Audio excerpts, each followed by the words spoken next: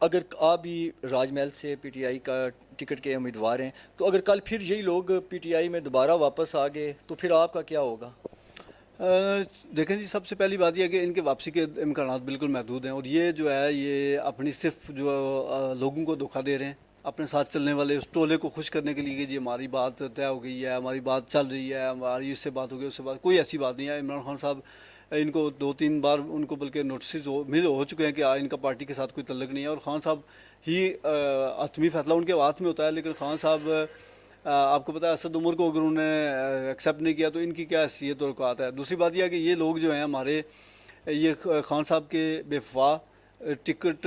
لے کے اسمبلی کے اندر پہنچنا، یہ خان صاحب کی مکمل طور پہ ان پہ احسان تھا کہ ان لوگوں کو، جو نئے لوگ اسمبلی میں پہنچے، تو ان کی اصل جو ذاتی اپنی پاپولیرٹی حیثیت تھی وہ تو 500 ووٹ کی نہیں ہے، اور یہ لوگ جو ہے اسمبلی میں پہنچ کے اس کے بعد یہ افلاطون بننا شروع ہو گئے، اپنے آپ کو یہ سمجھنا شروع، ناگزیر سمجھنا شروع ہو گئے۔ پھر انہوں نے یہ بھی کہا جی کہ ہمارا ذاتی ووٹ بینک ہے۔ تو میں یہ سمجھتا ہوں کہ ان کو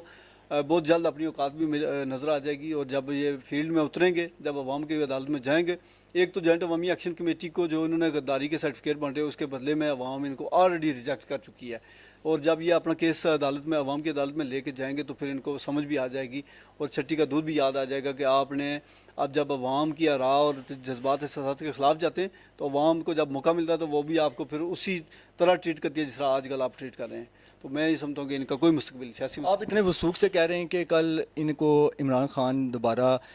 پارٹی میں جگہ نہیں دیں گے، تو لیکن وجہ کیا کہ ابھی تک ان لوگوں کی رکنیت معطل نہیں ہوئی؟ اس کی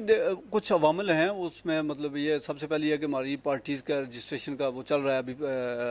الیکشن کمیشن میں رجسٹریشن کا پروسیس ہے، چل رہا ہے، لیکن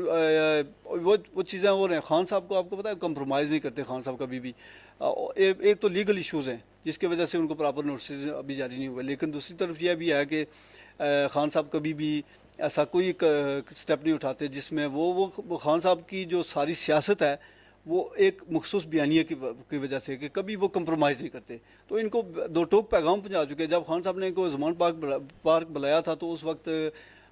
صرف 7 بندے وہاں پہ پہنچے تھے، تو باقی جو تھے یہ راستے سے واپس آ گئے، اور انہوں نے کہا جی یہاں پہ کسی نے کہا پیٹ میں درد تھا، کسی نے کچھ بہانے کیے، تو یہ ایسا کچھ بھی نہیں تھا، بلکہ انہوں نے صرف اور صرف اقتدار کے لالچ اور کرسی کے چکر میں کہ ہمیں اپوزیشن میں جانا پڑ گیا تو ہمارے لیے مسائل پیدا ہوں گے، تو انہوں نے اس کو پریفر کیا کہ ہم خان صاحب کی پیٹھ میں چھرا گھونپ دیتے ہیں لیکن اپنے اقتدار کو تحفظ دیتے ہیں۔ تو انشاءاللہ ان کی ضمانت بھی ضبط ہوگی، اور جب یہ عوام کی عدالت میں جائیں گے تو انہیں الگ پتہ جائے گا۔